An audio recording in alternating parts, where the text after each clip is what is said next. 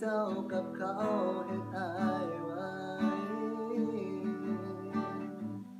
มันแล้วเกินไปที่ต้องจากแต่บ่อาจยื้อความหักของคนเร่ร่อนดึงจนดวนเจ้ายังทิ้งไปได้แต่เลี้ยวมองเมื่อทุกจากหาเขาไปอย่างสงบเมื่อเจ้าได้พบความรักครั้งใหม่กับคนที่พร้อมจิ้มไว้คือคำว่าจมสิบ่อาจลบจากใจที่จำยอมถึงบ่พร้อม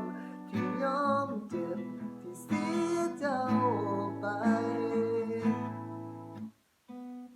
บอกใจเจ้าของไว้ว่าเจ้าไปบอกกัน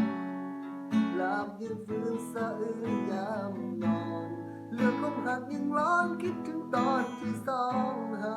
ในวันที่เจ้ากับเขา